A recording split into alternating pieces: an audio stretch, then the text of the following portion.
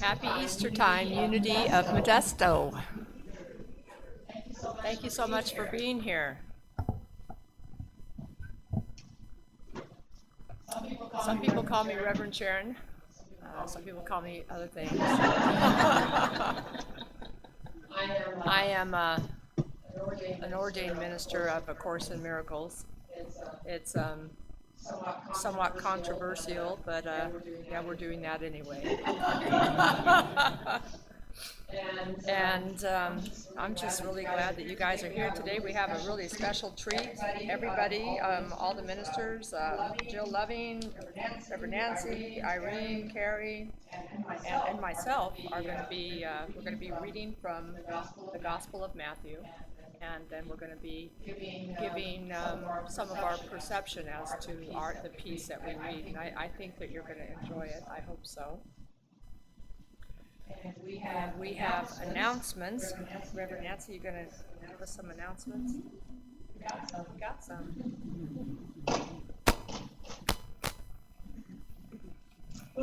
Well, happy Easter and welcome to Unity of Modesto. Is there anyone here for the very first time? Could we have a packet for this lady? Welcome. And if you'd like prayer after church, we have prayer pilgrims. We have a gathering of ministers. What do you call a gathering of ministers and special people? Gaggle. Okay, grab one of us after church and we'd be happy to pray with you. The church is participating in two projects for the Love Modesto event that's taking place at the end of the month. One is to donate pet food to animal rescue. If you'd like to help out on that, just bring in a bag of cat or dog food and place it at the back of the church. We have a growing pile back there. And the other project is putting together some packets of thank you items for the oncology workers. And we need some people to help collate these items. We're doing pretty good. We have cards that people have written notes on, and bags. And next Sunday after church, if you'd like to stay for just a few minutes, we're going to go around and put some chocolate and the gift card and a Unity daily word inside each of those packets, and then they will be delivered. If you need to contact the church for any reason or leave a message, our church phone number is 209-578-5433, and Jackie is usually here on Tuesdays or Thursdays between 10:30 and 12:30, but be sure and call ahead because she might be racing off to the bank with a pile of money, right? We'd like to think that. So thank you very much.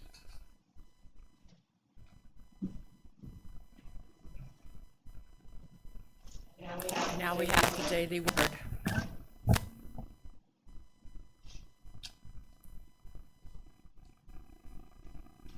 Through Christ, I rise again. On this glorious Easter Sunday, the sun rises on a new day.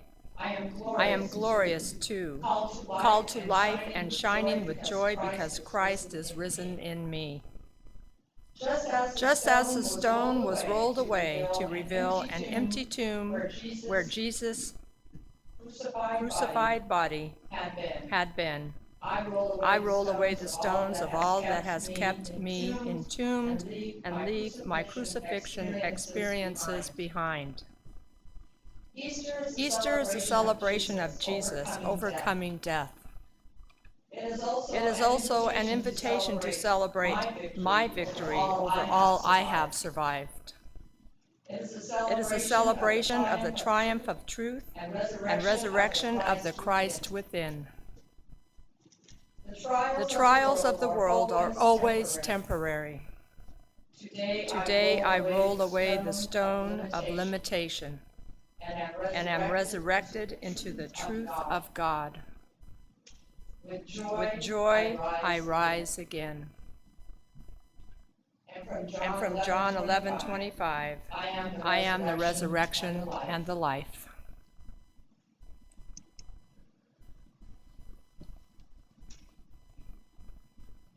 In the back, we have our prayer box, and it is being utilized as we speak.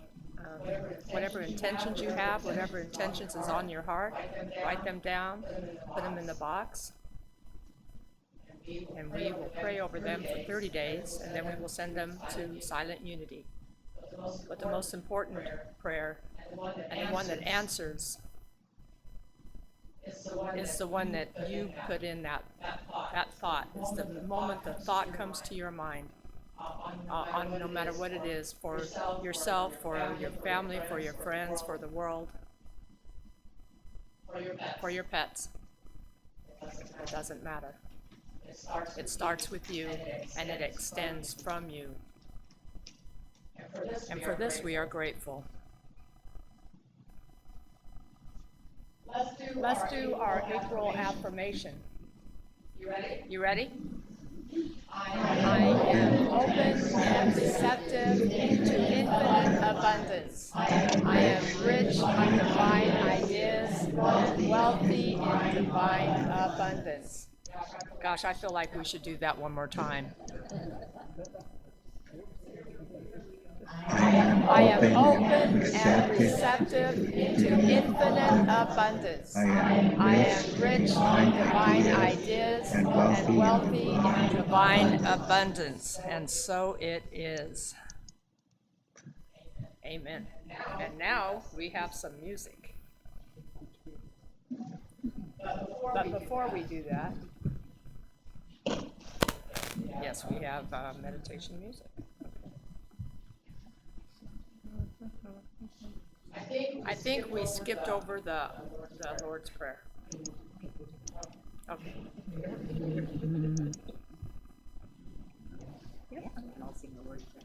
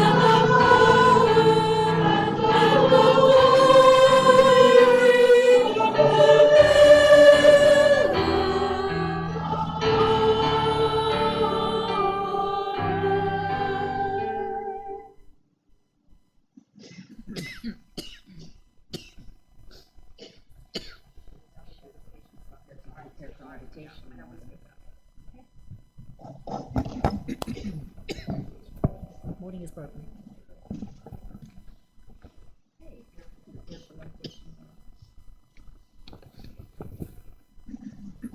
Let's prepare for meditation.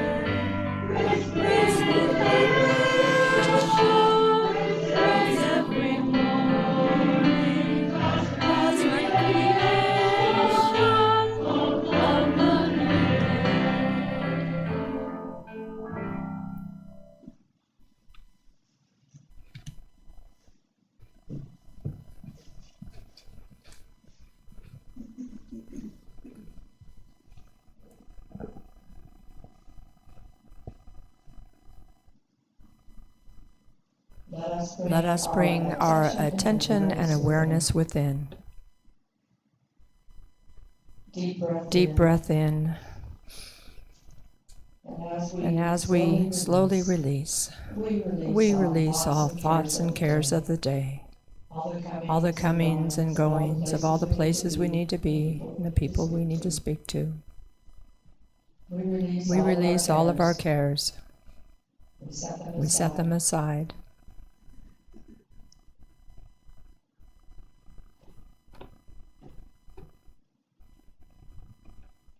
Let me be still and listen to the truth today. I will lay aside all things and ready myself to hear the voice for God.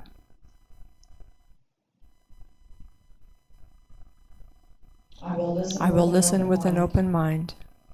I will hear the mighty voice of truth, quiet in power, strong in stillness, completely certain in its messages.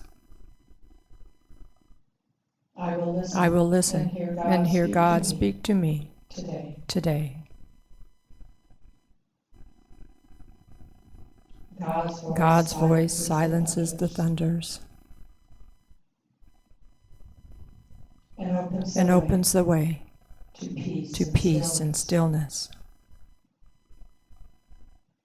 I will be still and listen to the truth today.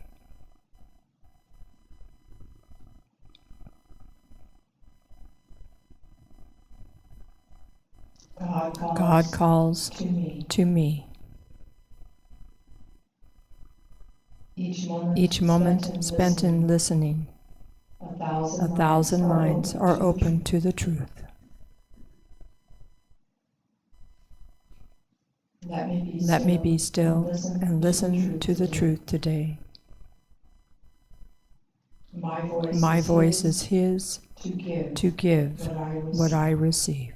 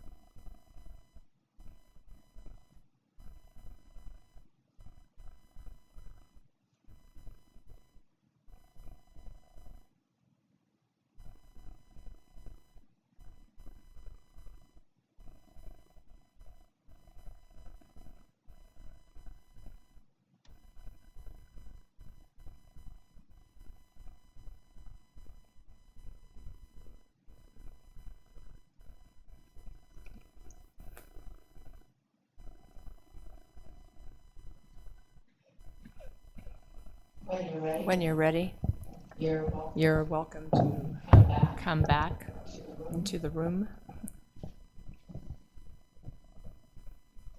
Wherever you went, I hope it was peaceful.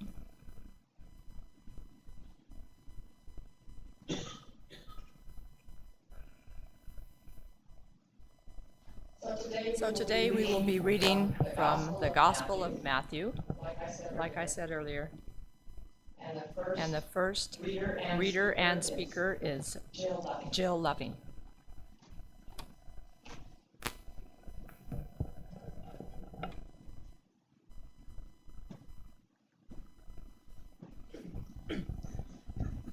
My reading is Matthew 27:57.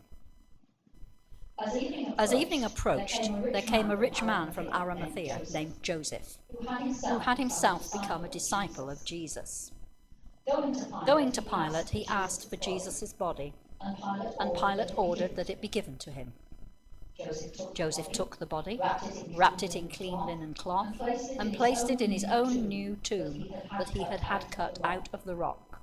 He rolled a big stone in front of the entrance and went away. Mary Magdalene and the other Mary were sitting there opposite the tomb. Now that all sounds a bit dreadfully final, doesn't it? But of course, when Matthew wrote this gospel, it was sometime after the event. This is not a newspaper report the next day. This is written in full knowledge that Jesus rose from the dead. So there's more to this little phrase than you might think. Now, I donated my dictionary, my metaphysical dictionary to Carrie, so I thought, oh, I'm going to have to do a metaphysical interpretation. I haven't done one of those for a long time. Oh dear. But luckily, God bless Google. If you Google metaphysical whatever, up comes a wonderful site. And this one happens to be www.truthunity.net, so you can use it yourselves. So from there, I discovered that Arimathea is in Greek, it's a height or a high place or a high land. So metaphysically, it's a collection of thoughts of a lofty character, a high state of consciousness. The name Joseph is whom Jehovah will add to. He shall increase progressively from perfection unto perfection. Okay. Disciple. Joseph of Arimathea was also a disciple who will realize one's unity with God through Christ. So all in all, our Joseph of Arimathea is what we call in England an all-round good egg. He's a really good chap. Okay, Pilate. Well, guess what? Pilate is not such a good egg. The metaphysical meaning for Pilate, the ruling principle of the sense, the carnal will. Mister, I'll just do what I like. Okay. Then our good egg, Joseph of Arimathea, places Jesus' body in a new tomb. Metaphysical meaning of new, a new birth is coming into a higher state of being that is alive to the fact that man is like God and one with God. Aha. So, said good egg Joseph from Arimathea now places Jesus in a place where he can come to a higher place. More to this than you thought, you see. And who do we have outside the tomb? Mary Magdalene, who signifies a thought springing up from and belonging to that in consciousness. And the other Mary? The feminine, the soul, the affectional and emotional phase of man's being. So instead of a factual account of some guy having the nerve to get up there and ask Pilate for Jesus' body, not a small feat in itself, and burying it, we have the stage set for resurrection.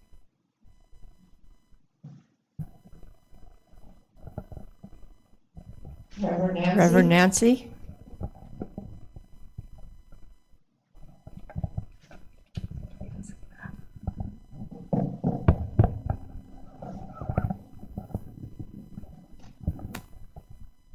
Stay there. The guard at the tomb. The next day, the one after preparation day, the chief priests and the Pharisees went to Pilate. Sir, they said, we remember that while he was still alive, that deceiver said, after 3 days I will rise again. So give the order for the tomb to be made secure until the 3rd day. Otherwise, his disciples may come and steal the body and tell the people that he's been raised from the dead. The last deception will be worse than the first. Take a guard, Pilate answered. Go, make the tomb as secure as you know how. So they went and made the tomb secure by putting a seal on the stone and posting the guard. Easter feels like a mixed blessing holiday. We're celebrating spring, renewal, and the resurrection, while at the same time remembering what brought us to this point, the crucifixion. This past year or two has been a time of transition for many family and friends that have come to mind today, especially when we contemplate Easter and all that it represents. When I'm working with a family experiencing loss, doing a memorial, or simply talking to myself when experiencing a loss, I make an effort to remember and emphasize the eternality of life. Life in us, spirit, soul, is a part of that eternal energy that goes on forever as the physical drops off. It always was and always will be. Sometimes I turn to the scientific explanation that energy may be altered, but never really dies or is done away with. My simple example is a burning log. If we could count, or perhaps estimate, the number of atoms or molecules in a log, and then burn it in a fireplace, and afterwards count or capture every single solitary atom and molecule of ash, heat, light, hard to catch those last two, smoke, charcoal, every last little changed atom, they would be equal. The energy of a log is altered to many other atoms, many dimensions, the many mansions in my Father's house, as Jesus said. The energy total and value is the same. So it is with us when we die. As Jesus demonstrated, the initial feeling of pain and loss of Jesus' family and friends is one we can all identify with after we've lost someone. This special and inspiring teacher who taught radical ideas like love and forgiveness, compassion and understanding, life expressions that were so sorely needed in the world of his time, as well as ours, was gone. What a painful loss. He did say things like, I have overcome the world, and speak of life ongoing. But was he believed? His followers probably wanted to believe, but there he was, up on a cross. The oppressive government killed him. So imagine the awe, the joy, the relief to subsequently discover that he told the truth. Wow. His spirit, his love, his energy kept on going. They saw him, they talked to him, and some, like Thomas, poked a hand in his side. Really, Thomas? We may not need to go that far. This ongoingness, like the heat and the light from that burned log, is our hopeful, life-filled message. Those we love, everyone that came to mind this morning, and ourselves will go on. And nothing is wasted. Everything we learn and gain, we take with us. We can study, read, learn new things, and grow spiritually right up until the last day we breathe. And take those ideas, inspiration, knowledge, energies that cannot die with us. I have had the immense privilege of experiencing someone after their transition for brief minutes, not as long as the disciples had. And that helps to strengthen belief. If you've not had such an experience, remember that burning log and look to what Jesus taught and demonstrated, and relax, rejoice, never stop growing all of the non-physical you that will experience life forever, eternally. And when you pause today and take a look at your current life to evaluate it, think of this definition of success from Ralph Waldo Emerson. To laugh often and much, to earn the affection of intelligent people and affection of children, to earn the appreciation of honest critics and endure the betrayal of false friends, to appreciate beauty and find the best in others, to leave the world a bit better, whether by a healthy child, a garden patch, or a redeemed social condition, to know even one life has breathed easier because you have lived. This is to have succeeded. You are successful. Happy Easter. And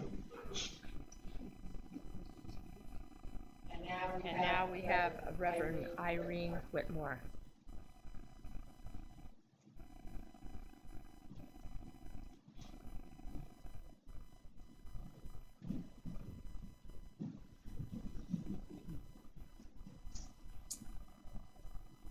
Now after the Sabbath, toward the dawn of the first day of the week, Mary Magdalene and the other Mary went to see the sepulchre. And behold, there was a great earthquake. For an angel of the Lord descended from heaven and rolled back the stone and sat upon it. His appearance was like lightning, and his raiment white as snow. And for fear of him, the guards trembled and became like dead men. But the angel said to the women, Do not be afraid, for I know who you seek. You seek Jesus, who was crucified. He is not here, for he has risen. Today is a great day. It's a day of celebration. Because today we celebrate life. We celebrate life that is eternal, never ceasing, forever. It is a day in which we clear away any obstruction, seeing the old has passed away, and we are in a new time, revitalization, rising out of the gloom of winter into the beauty of the spiritual growth of spring. We come together this morning to celebrate the resurrection of our way shower and master teacher, Jesus. And how his coming out of the place of darkness is also our own resurrection and overcoming. Crossing out our error thinking so that we can rise into a new spiritual consciousness. Today, in this moment, we have the ability to transform our thinking and to come out of our self-imposed tomb. Today we can let the stone of negativity be rolled away by letting go of our resistance and allowing ourselves to be guided by thoughts that come to us from a higher source of being. The exciting news is that because of the message of Jesus and the examples he lived, and that he brought through his teachings, we have a deeper understanding of how we can draw our energy of life from a deeper place, a source within us, because there is power continually flowing through us. Into the very veins of our physical body, and there is a source that we can draw upon that is close to us as our next breath and next beat of our heart. Through the telling of scriptures, we begin to understand that God's plan for you and for me is to let go of our fears and let go of our limitation. To discard those thoughts that we no longer have served to us, and we are to embrace a new and exciting concept of being. For in John 10 it says, I came that you may have life and have it abundantly. The message we celebrate today is a message of hope. Crossing out our negativity. It is a message of life. Remember the message of the angels. Don't be afraid. For I know that you seek Jesus who was crucified. He is not here, for he has risen. Yes, he has risen. Indeed. May the blessings of this day continue to enhance each of our lives.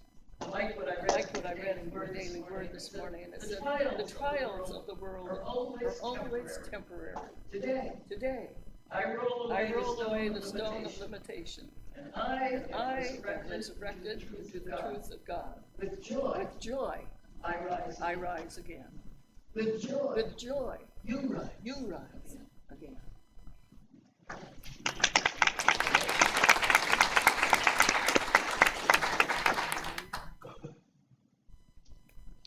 Carrie?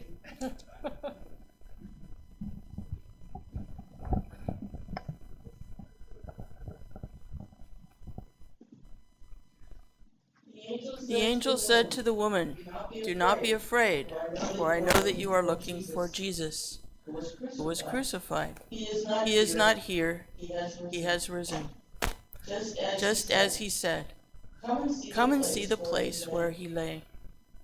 Then go quickly and tell his disciples, he has risen from the dead and is going ahead of you into Galilee. There you will see him. Now I have told you." So the women hurried away from the tomb, afraid yet filled with joy, and ran to tell his disciples. Suddenly Jesus met them. "Greetings," he said. They came to him, clasped his feet, and worshipped him. Then Jesus said to them, "Do not be afraid. Go and tell my brothers to go to Galilee. There they will see me." The angel said to them, "Do not be afraid. I know you are looking for Jesus. He's not here. You're looking in the wrong place. He is risen." So today we remember and celebrate this occasion of the Christ rising. We look back at the story of Jesus, and we look at us today and the way that Christ rises in us each day, and especially today.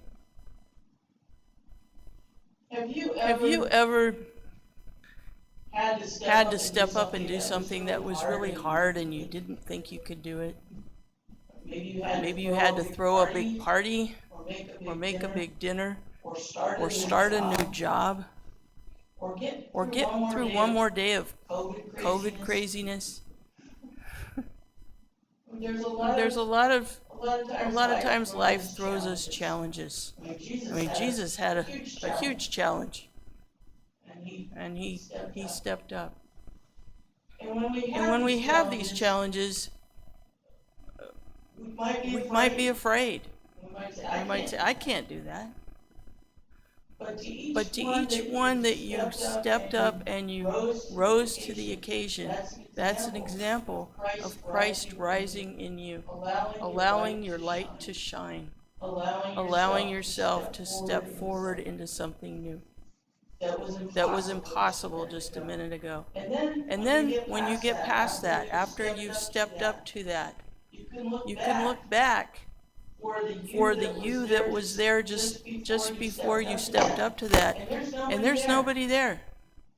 That you is no longer here, because you stepped up to a learning and a challenge and allowed Christ to rise in you. So remember that when you get to the next challenge and you look back at that you that you remembered that couldn't do it, they're not there.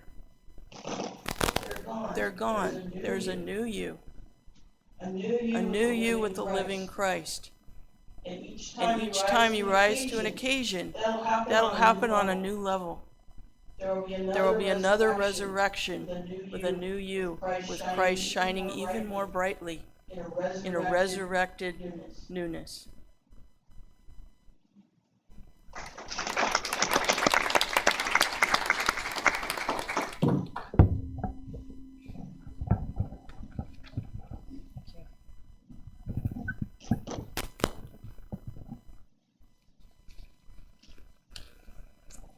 Ben was going to read, and he was not able to attend today.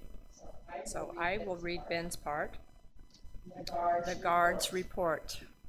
While the women were on their way, some of the guards went into the city and reported the chief priest everything that had happened.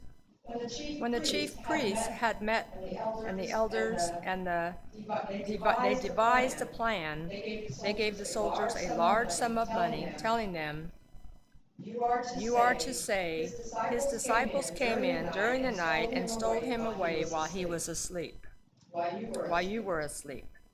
If this report gets to the governor, we will satisfy him and keep you out of trouble." So the soldiers took the money, and they did as they were instructed. And this story has been widely circulated among the Jews to this very day. The Great Commission. Then the 11 disciples went to Galilee, to the mountain where Jesus had told them to go. When they saw him, they worshipped him, but some doubted. Then Jesus came to them and said, "All authority in heaven and on earth has been given me. Therefore go and make disciples of all nations, baptizing them in the name of the Father and of the Son and of the Holy Spirit, teaching them to obey everything I have commanded you. And surely I am with you always, to the very end of the age."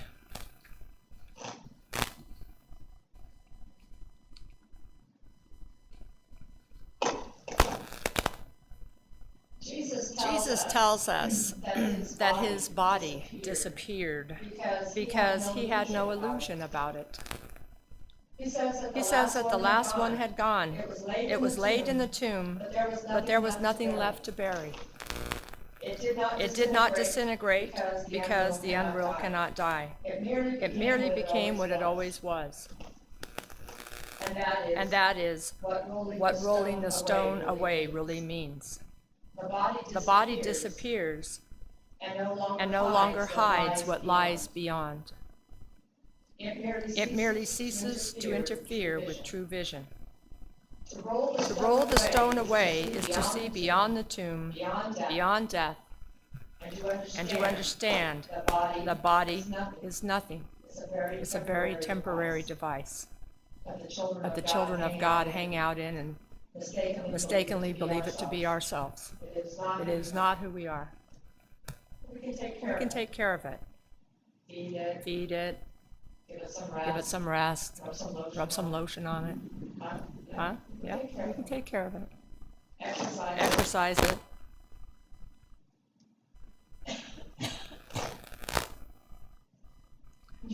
Jesus says that what is understood as nothing must disappear.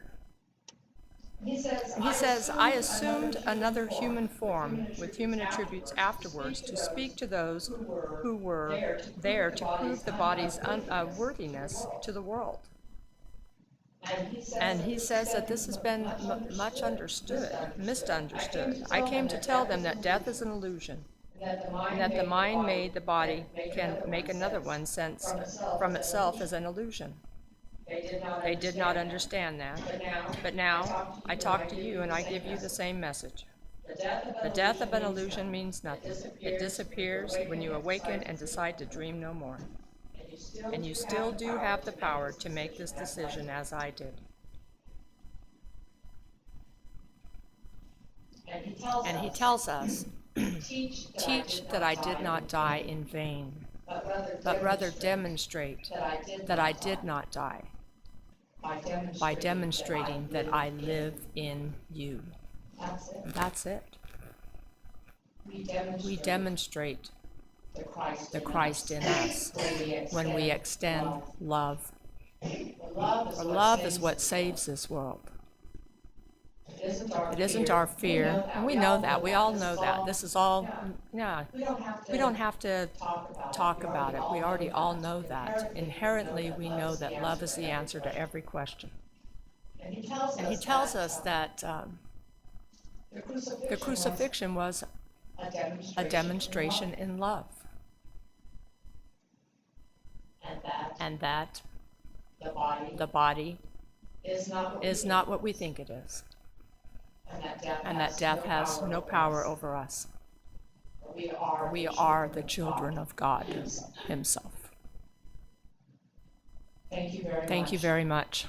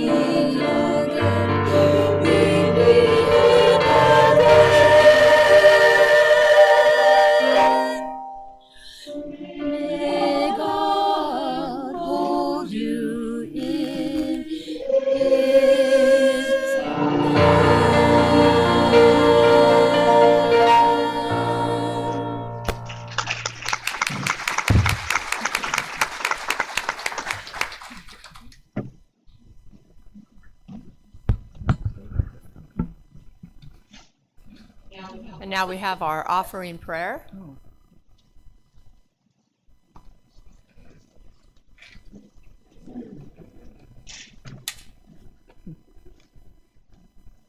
Let's take our offering in our hand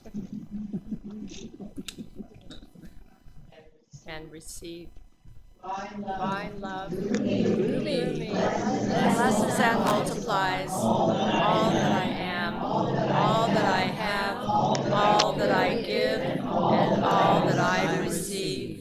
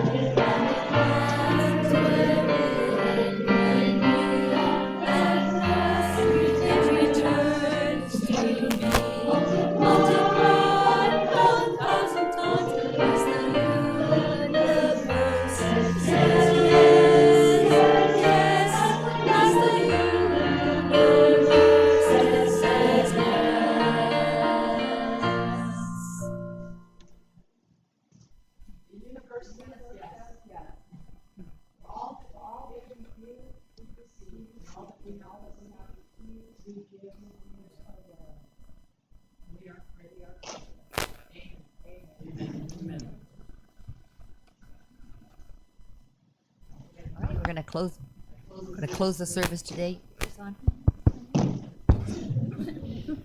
We're going to all sing the peace song, followed by the prayer for protection.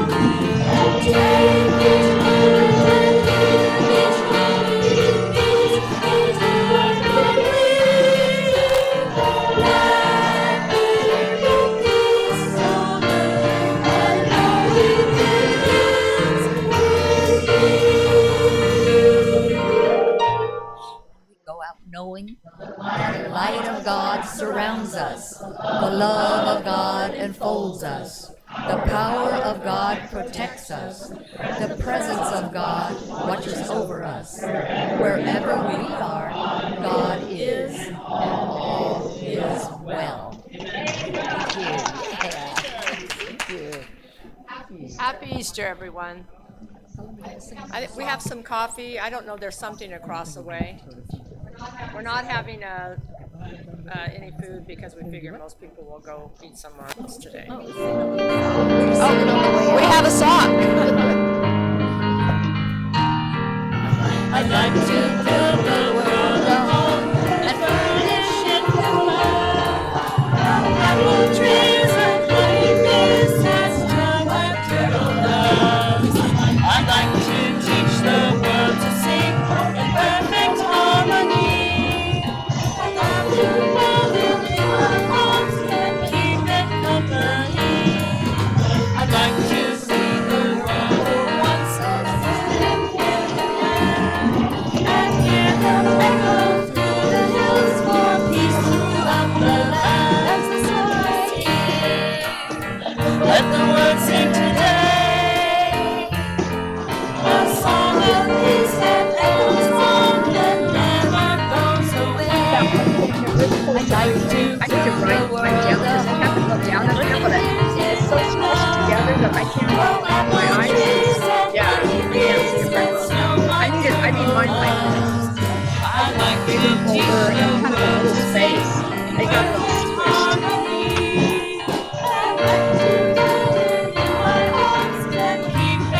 Start writing on them. I'd like to do the world for once all standing hand in hand and hear them echoes through the hills for peace throughout the land and hear them echoes through the hills for peace throughout the land. Thank you, everybody. Happy Easter.